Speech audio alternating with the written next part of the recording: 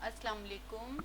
बिस्मिल्लाहिर्रहमानिर्रहीम। जी second year students, इस video में मैं आपको गुड बाय मिस्टर चिप्स के चैप्टर नंबर 1 की समरी बताऊंगी। अच्छा देखिए, ये मिस्टर चिप्स की ज़िंदगी की कहानी है। मिस्टर चिप्स जो ब्रुकफील्ड पब्लिक स्कूल में पढ़ाता था, जो एक स्कूल टीचर था, फिर वो रिटायर हो जाता है और रिटायरमेंट के बाद वो स्कूल के बिल्कुल ऑपोजिट मिसिस विकेट का एक घर होता है, उसमें एक कमरा किराए पे लेके रहना शुरू कर देता है। याद रखिएगा, मिसिज विकेट उसकी लैंड लेडी है,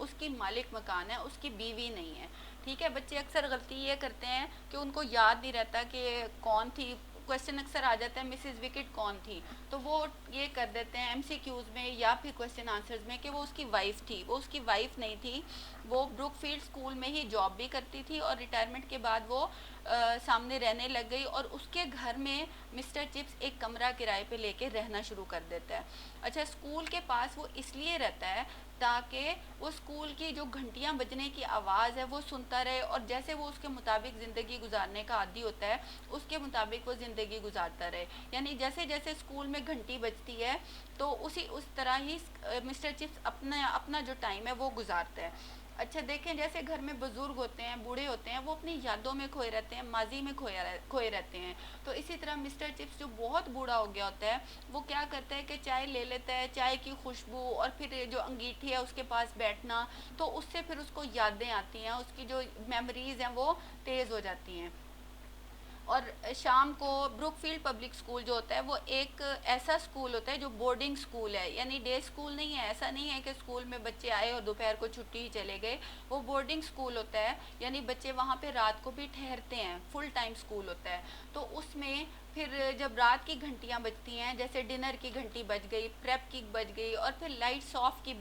घंटी बजती है, तो उसके बाद मिस्टर चिप्स क्या करता है, आखिरी घंटी बजने के बाद घड़ी को चाबी देता है। अच्छा, जिन घरों में पुराने जो नानी दादी के टाइम के वो पड़े होंगे ना, घड़ियाँ पड़ी होंगी या क्लॉक पड़े होंगे, तो आप देखें उनमें चाबी घुमाते थे, उसमें सेल नहीं डलते थे, उस वक्त सेल नहीं होते थे। उन घड़ियों में चाबी घुमाई जाती थी, जिसको हम कहते थे चाबी देना। तो चाबी घुमाते थे, वो 24 घंटे तक क्लॉक चलता था और अगले 24 घंटे के लिए फिर उसको दोबारा चाबी देनी पड़ती थी। तो जब रात को वो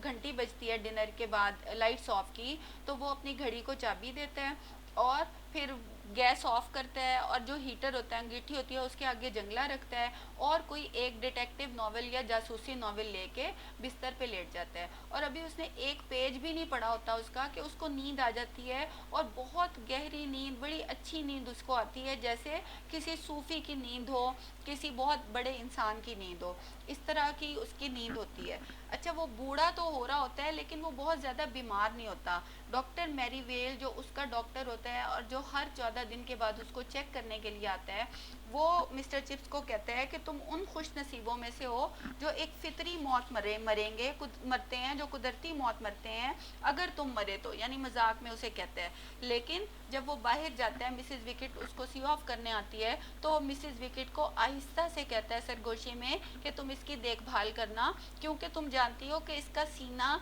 इसके दिल पर स्ट्रेन आ रहा है, खिंचाव आ रहा है, और अगर कोई बीमारी ना भी हो तो सबसे आखिर में जो बुढ़ापा है वही सबसे बड़ी बीमारी होती है, सबसे मोहलिक बीमारी होती है। यानी जो एडवांसिंग एज है, एनोडोमिनाए है, यानी जो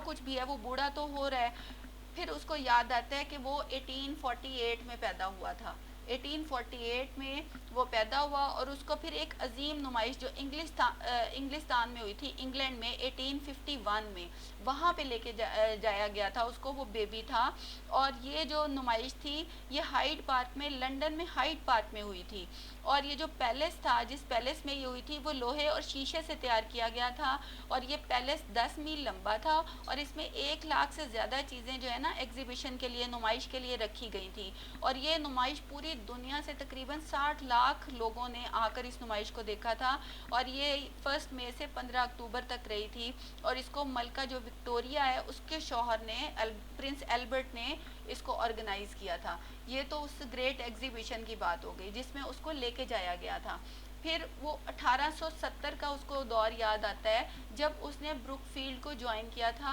जब वो ब्रुकफील्ड में मिस्टर वेदरबाय से मिला था जो उस वक्त ब्रुकफील्ड का हेडमास्टर था। مسٹر ویدر بائے نے مسٹر چپس کا انٹرویو لیا تھا، اس کو وہ انٹرویو والا دن بھی اچھی طرح سے یاد ہوتا ہے کہ وہ کتنا خوبصورت دن تھا، اور اس دن کتنی پیاری پھولوں کی جو خوشبو ہے وہ آ رہی تھی، اور اسکول میں بچے جو تھے وہ کرکٹ میچ کھیل رہے تھے۔ بروک فیلڈ کے بچوں کا جو میچ تھا وہ بارن ہسٹ اسکول کے بچوں کے خلاف، یعنی یہ دو ٹیمز آئی ہوئی تھی اور یہ دو ٹیمز کھیل رہی تھی میچ، اور ایک چھوٹے سے بچے نے سینچری بنائی تھی، اسے یہ بات بھی یاد ہوتی ہے۔ پھر اس کو ویدر بائے اچھی طرح سے یاد ہوتا ہے، حالانکہ ویدر بائے سے وہ صرف اسی دن ملا تھا جس دن اس کا انٹرویو تھا، اور اپنی پہلی ٹرم شروع کرنے سے پہلے ہی مسٹر ویدر بائے کی ڈیتھ ہو گئی تھی، تو اس کو ویدر بائے اچھی طرح سے یاد ہوتا ہے۔ اور مسٹر ویدر بائے جو ہوتا ہے اس کو ایک بڑی بہت فادرلی، بہت کرٹیس ہوتا ہے، بہت شفیق ہوتا ہے، وہ مسٹر چپس کو نصیحت کرتا ہے کہ تم میلبری پبلک اسکول سے آئے ہو اور وہاں پر تمہارا ڈسپلن اچھا نہیں تھا، تو وہ کہتا ہے تم یہاں پہ اپنا ڈسپلن جو ہے وہ اسٹرانگ کرنا، یعنی نظم و ضبط قائم رکھنا، اور تم جوان ہو، اور بروک فیلڈ جو ہے وہ ایک پرانا ادارہ ہے، تو جوانی اور بڑھاپا جب آپس میں ملتے ہیں تو بہت اچھا کمبینیشن بنتا ہے، تو وہ کہتا ہے تم بروک فیلڈ کو کچھ دو گے اور بروک فیلڈ بدلے میں تمہیں کچھ دے گا، تو اس کو یہ نصیحت ویدر بائی کی اچھی طرح سے یاد رہتی ہے۔ اور جب وہ اپنی پہلی کلاس لینے کے لیے جاتا ہے تو ایک ہال ہوتا ہے بہت بڑا، 500 بچوں سے بھرا ہوا وہ ہال ہوتا ہے، اور وہ سارے کے سارے شرارتی ہوتے ہیں، اور نئے ٹیچرز کو بھگانا ان کا پسندیدہ کھیل ہوتا ہے، اور مسٹر چپ سوچتا ہے کہ جو ہے یہ ایز اے موب، یعنی جو جب اکٹھے ہو جاتے تھے یہ بچے تو ان کنٹرولیبل ہوتے تھے، ان کو کنٹرول نہیں کیا جا سکتا تھا، لیکن اگر کوئی بچہ اکیلا اکیلا ملتا تھا تو ایسے ہوتے تھے جیسے چھوٹے چھوٹے لٹل بیگرز ہوں۔ تو جب وہ پہلی کلاس لینے کے لیے اندر گیا ہال میں، تو اس نے دیکھا سارے بچے اس کو دیکھ کے چپ ہو گئے، خاموشی چھا گئی، صرف ہال میں گھڑی کے ٹک ٹک کرنے کی آواز آ رہی تھی، اور پھر یہ ہوا کہ کسی نے اچانک سے ڈیسک کا جو ڈھکن تھا، ڈیسک لڈ تھی، وہ زور سے گرائی۔ اب مسٹر چپس نے کو کام تھا کہ ان 500 بچوں میں سے اس کو دیکھے کہ وہ شرارتی بچہ کون سا تھا، تو اس نے اس کو آواز دے کے کہا کہ تم جو 5ویں قطار میں 5ویں لائن میں جو بچہ بیٹھا ہے سرخ بالوں والا، تم کھڑے ہو جاؤ، تمہارا کیا نام ہے؟ تو اس نے کہا کولی۔ اس نے کہا ٹھیک ہے کولی، تم نے 100 لائنز لکھ کر لے کر آنی ہے۔ جیسے آپ دیکھیں اسکول میں بچوں کو ٹیچرز اکثر یہی پنشمنٹ دیتے ہیں، 50 دفعہ لکھ کے لاؤ، 100 دفعہ لکھ کر لاؤ، تو اس طرح اس نے کولی کو 100 لائنز لکھنے کے لیے دے دی، اور اس کے بعد پھر کوئی شرارت نہیں ہوئی، مکمل خاموشی ہو گئی، سارے بچے ڈر گئے۔ تو اس کے بہت سالوں کے بعد یہ ہوا کہ کولی جو تھا وہ لنڈن کا جو تھا نائب میئر بن گیا، اور یعنی کہ بہت امیر آدمی، نواب بن چکا تھا اور میئر تھا، اور اس کے پاس اور بھی کئی عہدے تھے۔ اس نے اپنے بیٹے کو بروک فیلڈ میں بھیج دیا، وہاں پہ داخل کرا دیا، اور جب مسٹر چپس نے کلاس لی تو اس کے بیٹے نے بھی اسی طرح شرارت کی، اور اس نے اس کو کھڑا کر کے کہا کہ کولی، تمہارا باپ پہلا بچہ تھا جس کو میں نے سزا دی تھی، وہ تب ڈیزرو کرتا تھا اور تم اب ڈیزرو کرتے ہو، یعنی 25 سال پہلے میں نے جسے سزا دی وہ اس کا حقدار تھا، اور تم آج اس کے حقدار ہو، تم یہ، اور اس کو بھی سزا دے دی۔ اس نے پھر اپنے باپ کو ایک خط میں لکھ کر بھیجا مسٹر چپس کے بارے میں کہ انہوں نے یہ کہا، وہ اس کا باپ بہت دیر تک بیٹھ کر ہنستا رہا تھا، اور اس سے بھی بڑا لطیفہ تب ہوتا ہے جب اس جو جونیئر کولی تھا اس کا بیٹا اسکول میں آتا ہے، اور مسٹر چپس اس وقت بہت بوڑھا ہو چکا ہوتا ہے اور وہ کھانستا زیادہ ہے اور بات کم کرتا ہے، لیکن یہ جو تھرڈ کولی اسکول میں آتا ہے سب سے بڑے کولی کا پوتا، یہ بھی آ کے اسکول میں شرارت کرتا ہے، اور مسٹر چپس اس کو کھڑا کر کے کہتا ہے کہ تمہارا باپ بھی بے وقوف تھا، تمہارا دادا بھی بے وقوف تھا، لیکن تم تو سب سے ہی بڑے بے وقوف ہو، اور یہ اتنا لطیفہ مشہور ہوتا ہے کہ ہر کوئی اس کو ہنستا ہے،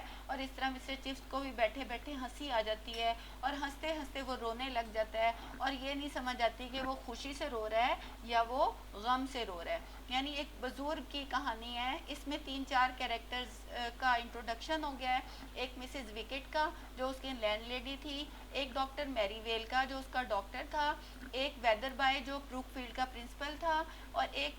مسٹر چپس کی 2 اہم باتیں کہ ایک پہلا اسکول جس میں اس نے پڑھایا تھا وہ میلبری پبلک اسکول ہے، اور دوسرا school Brookfield public school ہے، اور اس کے علاوہ کون سا بچہ، پہلا بچہ کون سا تھا جس کو اس نے سزا دی تھی، تو وہ کولی تھا، اور سزا کیوں دی تھی؟ کیونکہ اس نے ہی ڈراپ دا ڈیسک لڈ، اس نے جو ڈیسک کا جو ڈھکن ہے وہ گرایا تھا۔